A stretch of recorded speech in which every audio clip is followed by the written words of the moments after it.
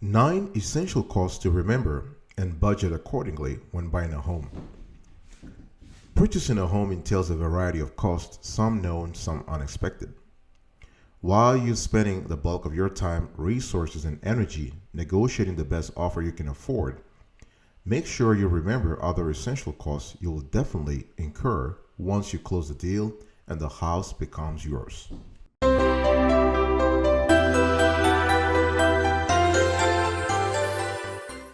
Welcome back, folks, to another edition of Sweetie Kiwi. How are you doing today? I hope you are doing fantastic. I'm doing marvelous. And if you are doing as fantastic as I am, go grab a cup of coffee or tea.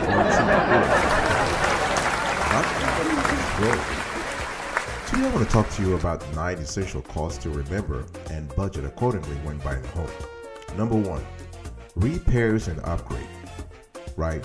When it comes to if you're buying a house, you want to make sure that you go through an inspection, and the inspection will catch major structural flaws, such as leaky roof, or or there is a sideway that is not properly built. Those things can be caught during the inspection, and you might be the one paying for this because depending on the agreement that you have with the seller, you might have to pay for it. So this is very important to budget a couple of thousands of dollars for those repairs and upgrades. Number 2, inspection fees. Right now, inspection is not really required in most states in America, but it's a good idea to have one. Let me rephrase that. An inspection is not mandatory when buying a house in most states in America, but it's a good idea to have one. Why? Because even though you'll bear the cost yourself, the return on investment is huge, right? Because if you're able to catch something before closing the deal, you can actually have a higher bargaining advantage in the negotiation. Actually, you can convince the seller to lower the cost, to lower the price of the property, right? So basically, everything from termites to landscape to structural functionalities in the property are very important, and they must be inspected. Also, a lot of specialists also insist on the fact that you want to inspect things like the roof, the wiring, the heating, the AC system, the air conditioning system, to make sure everything is in good order, right? Now, the thing here is that you want to reach out to a local inspector. And please do not use an inspection agent that was provided to you by the seller, unless you know you and the seller are pretty close and everything is fine and you trust that inspection agent, right? Otherwise, go online. You can there are a lot of resources out there on the internet. You can just Google and find an inspection agent that's very close to where you live or where the property is located. All right. Number 3, closing costs. Now, closing costs are borne by the buyer and the seller. So, depending upon the transaction, you could be the one bearing the whole cost. So you want to budget accordingly here. All right. Now, the thing here is that closing costs are usually a percentage of. They could be a percentage of the property being sold. So if you are living in a very posh area or a very affluent zip code, you might want to basically budget, put some cash aside to cover that, right? And the percentage could go all the way to 10% of the sales price. All right, and this depends upon your down payment amount. All right, now I'm not talking here about FHA and USDA loans, though. I'm talking about regular private loans, right? Because with the Federal Housing Administration and the U.S. Department of Agricultural loans, the cap is usually set at 6%. All right, so repairs and upgrades, number 1. Number 2, inspection fees. And number 3, closing costs. Those are costs you need to remember and budget accordingly when buying a home. I'll be right back right after this.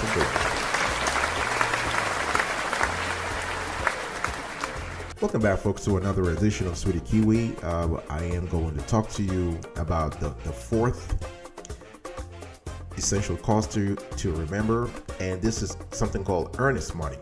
Now, earnest money is, if you're a first-time home buyer, earnest money is one of the, could be one of the first unexpected home buying expenses you encounter. Now, what's earnest money? Earnest cash is a good faith deposit that you make after your initial offer is accepted, right? So basically, it's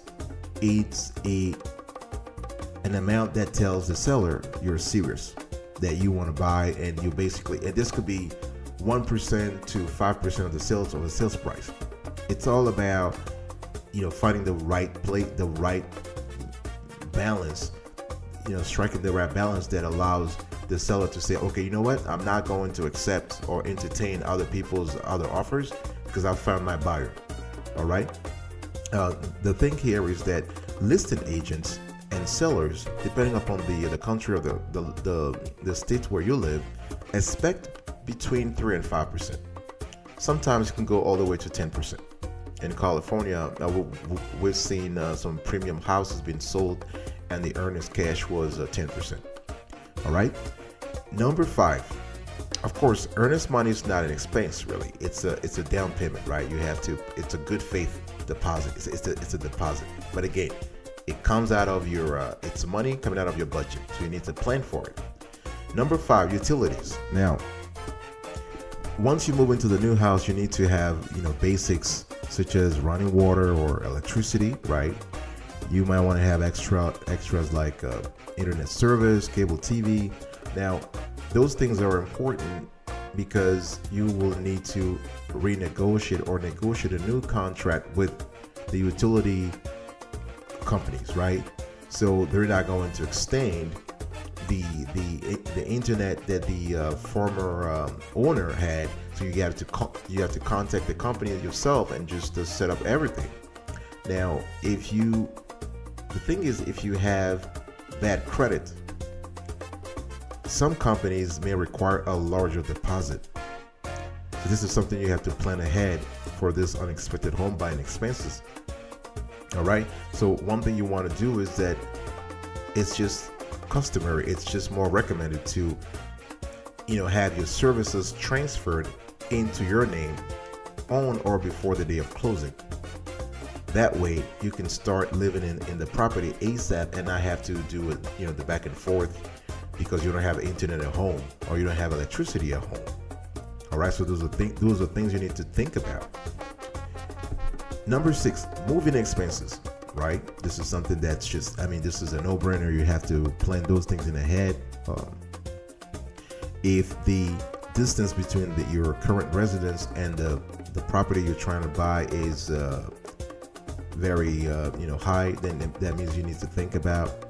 And if you're actually moving into a new state, let's say you are in New York, you're going to Illinois, then you have to plan for those, right?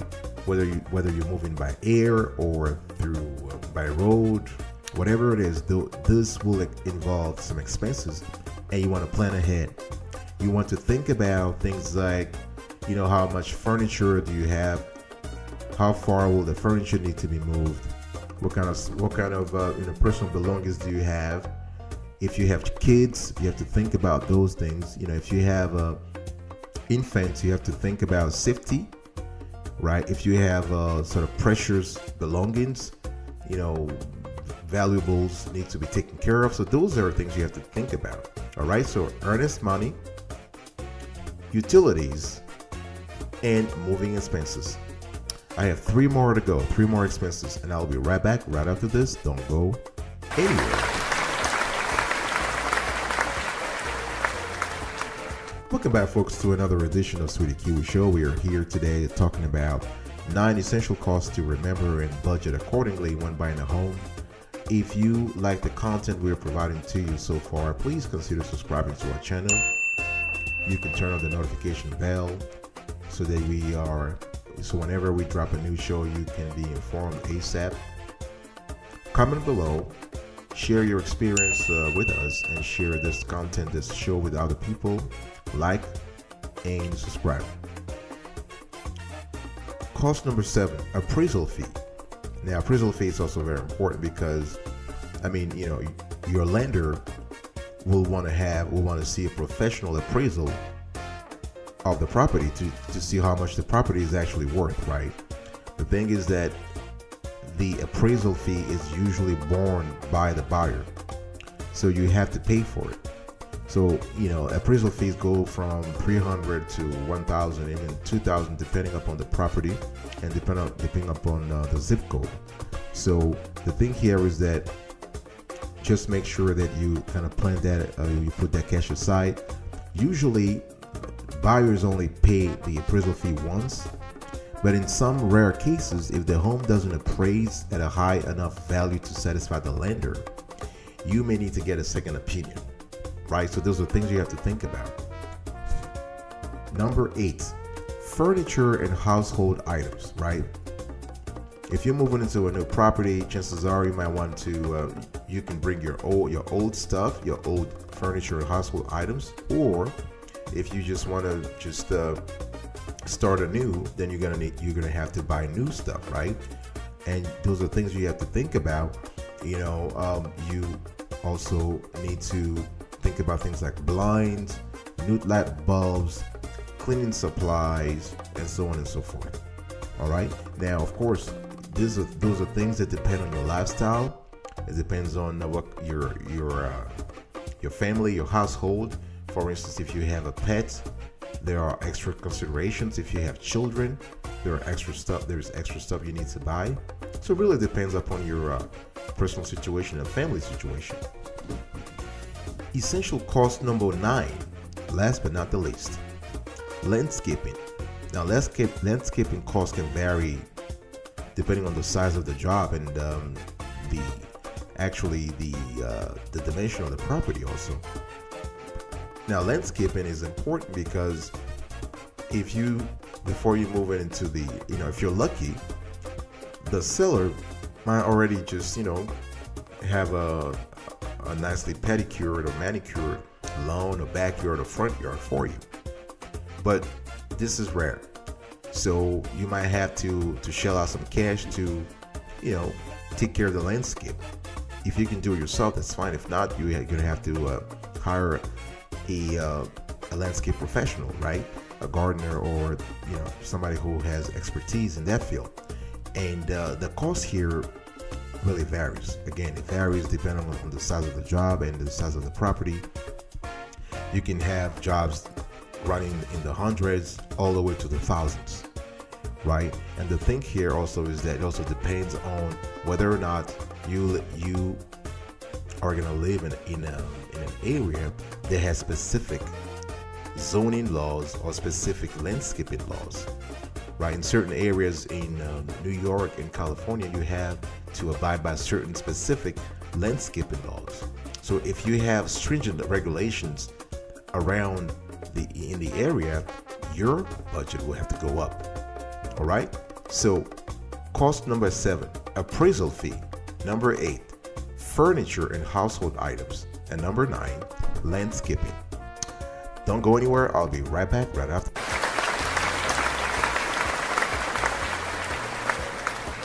So welcome back, folks, to another edition of Sweaty Kiwi. We are about to wrap up today's show, and I want to quickly recap the 9 essential costs to remember and budget accordingly when buying a home.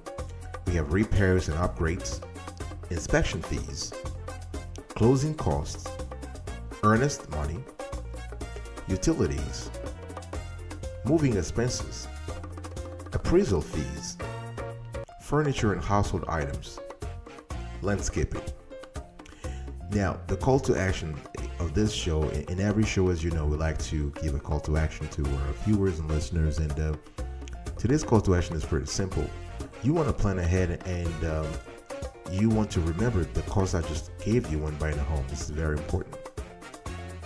And the best way to do this is to actually save. So you want to open a savings account and start putting the money in that account a few months before considering buying a new property. That way, you have cash to cover those unexpected costs. All right, it's very important, and that way you can actually preserve your own lifestyle. You don't have to dip into your current account so you have enough cash to take care of other stuff, to pay for other expenses. All right, so always save, save, save. Thank you so much for listening to us today, and we appreciate it. Until next time, remember, stay marvelous.